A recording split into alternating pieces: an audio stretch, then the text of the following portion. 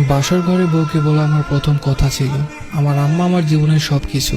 আমি হয়তো আমার আম্মার থেকে বেশি কাউকে ভালোবাসতে পারবো না, কিন্তু আমি চেষ্টা করব তোমাকে তোমার জায়গায় সর্বোচ্চ ভালো রাখার, ভালোবাসার। প্লিজ আমার আম্মাকে কোনোদিন কষ্ট দিও না। বউ আমার দিকে ড্যাব ড্যাব করে তাকিয়ে রইল, কিছু বলল না। বয়সে ছোট মেয়ে, কষ্ট পেলো নাকি পেলো না ঠিক বুঝতে পারলাম না। আমি বিছানায় বসতে এসে একটু সরে গিয়ে জায়গা করে দিয়ে বলল, আচ্ছা আপনি কবে চলে যাবেন? আমি একটু অপ্রস্তুত হয়ে বললাম, আসছি তো 5 মাসের ছুটিতে। মেয়ে দেখতে দেখতে তো 1 মাস চলে গেল, বলতে পারো গুনে গুনে 4টা মাস আছে। এরপর আমি আমতা আমতা করে জিজ্ঞেস করলাম, আমি তোমার নামটা ভুলে গেছি, কি যেন ডাকনাম তোমার? বলল রিনি। নাম বলেই খিলখিল করে হাসতে লাগলো আর বিড়বিড় করে বলল, আল্লাহ এ কেমন বউ, বউয়ের নাম জানি না। সিঙ্গাপুরে থাকার সুবাদে বহু সুন্দরী মেয়ে জীবনে দেখার সুযোগ হয়েছে, কিন্তু খিলখিল করে হাসলে একটা মেয়েকে এত ভয়ঙ্কর সুন্দর লাগতে পারে জীবনে প্রথম উপলব্ধি করলাম। হাসতে হাসতে তার চোখে পানি চলে আসছে, সে খুব সাবধানে পানি মুছে আবার হাসছে, আর আমি প্রথমবারের সবচেয়ে সুন্দরী হাসি মেয়ের প্রেমে পড়ে গেলাম। আমার পুরো জীবন ঋণীময় হয়ে গেল। বয়স কম হলেও প্রচণ্ড গোছানো আর মিশুক একটা মেয়ে, পুরো বাড়ির কাছে একা হাতে সামলাতে পারে। আমার মা বোনের আরাম আয়েশের দিন ফিরে এলো। এতে অবশ্য রিনির কোনো আফসোস নেই। আমি যতদিন থাকলাম রিনিকে সাহায্য করলাম। আমার যেদিন ফ্লাইট ছিল তার 3 দিন আগে থেকে রিনির চোখ মুখে আধার নেমে আসে। আমি টের পাই, সে বাথরুমে গিয়ে কাঁদে, রান্নাঘরে বারান্দায় আড়ালে গিয়ে কাঁদতে থাকে, আর আমার সামনে স্বাভাবিক হওয়ার ভান করে। আমিও ভান করি। এই যে প্রিয়দের ছেড়ে যাবার কষ্ট প্রতিবার ভোগ করতে করতে আমি ক্লান্ত।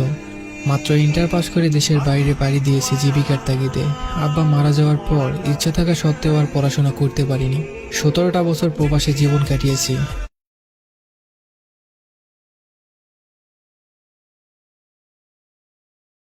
এখন আর হাউমাউ করে দুঃখ গায়ে মাখাতে মন চায় না, মনকে পাথর করেছি। তবে এবার আমার পাথরে মন কেন যেন গলে যেতে চাই। সিঙ্গাপুরে আসার পর প্রতিনিয়তই বাড়িতে কথা হয়, আম্মার সাথে, ছোট বোন রেহানা আর রিনির সাথেও। এবার মনটা কেমন যেন ছটফট হয়ে আছে, কাজে মন বসে না, বারবার বাড়ির কথা মনে পড়ে। মাস 3 পর খবর পেলাম আমার রিনি মা হচ্ছে। খবরটা পেয়েছে আম্মার কাছে। অনেকবার চেষ্টা করার পরেও রিনির সাথে কথা বলতে পারলাম না সেদিন। সে লজ্জায় আমার সাথে কথা বলতে পারছে না। আম্মা হেসে কুটি কুটি হয়ে আর বলে, কেমন পোলাপান মানুষ দেখ, 2 দিন পর মা হইব আর এখন এমন করতেছে। আমি শুনি আর হাসি। আমার ভেতরে আনন্দরা হই হুল্লোড় করছে। জীবনে আসলে টাকার খুব দরকার। আজকে টাকার টান না থাকলে আমি দৌড়ে দেশে চলে যেতাম। আমার লাজুক বইয়ের লজ্জা ফোনে না ভাঙিয়ে তাকে জড়িয়ে ধরে ভাঙাতাম।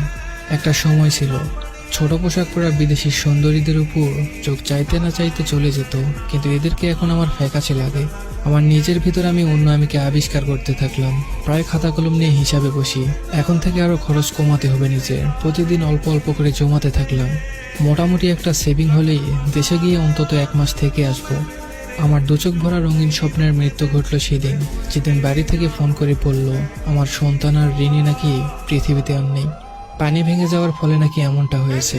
নিজেকে বোঝানোর মতো কোনো ভাষা আমার জানা ছিল না। শুধু তখন চিৎকার করে কান্না করতে মন চাইল, কিন্তু সেটাও পারছিলাম না। তখন শুধু আকাশের দিকে তাকিয়ে বললাম, হে আল্লাহ, আমি আপনার ফয়সালাকে মেনে নিয়েছি। আমার অশান্ত হৃদয়কে আপনি শান্ত করে দিন।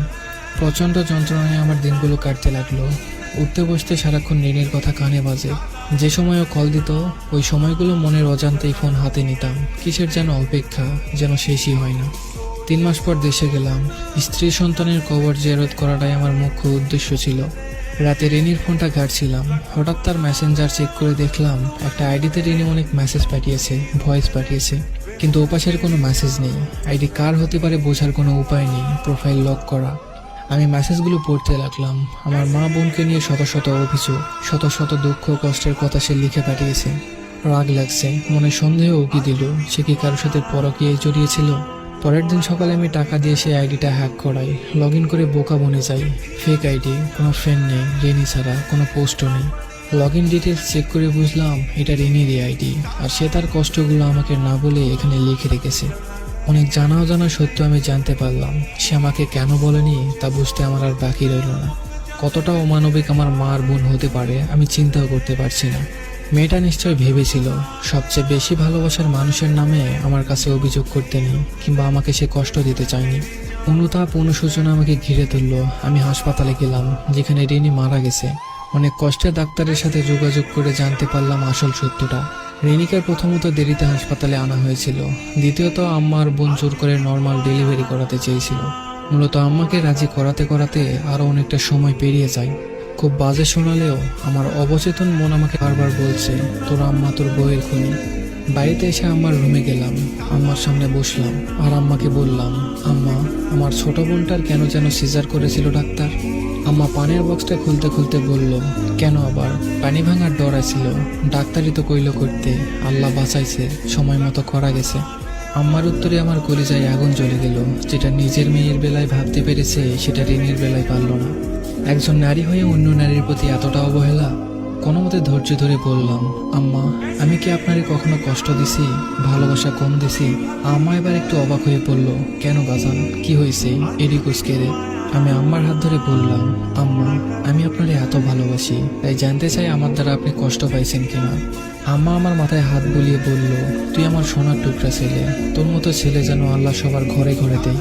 আমি আম্মার আর একটু কাছে গিয়ে বললাম, আম্মা, রিনিকে তো আপনি রেহানা দুজনেই পছন্দ করে এনেছিলেন, তাহলে ওর সাথে এমন কেন করছেন আম্মা?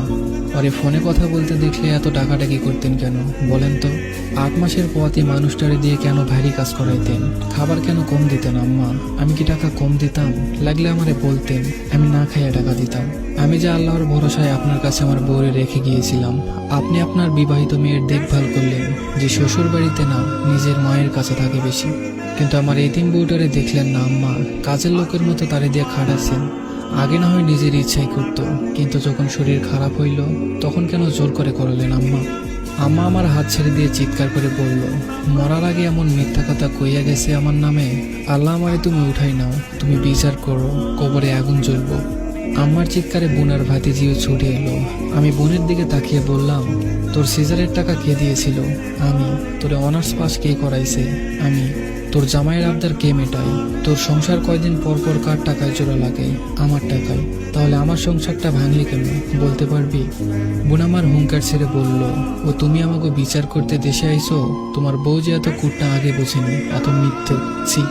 আমি কিছুটা রেগে গিয়ে বললাম, মিথ্যুক তো তোরা, যত রকমের অমানসিক নির্যাতন করেছিস, এমনকি তুই তার গায়ে 2 দিন হাত তুলেছিস।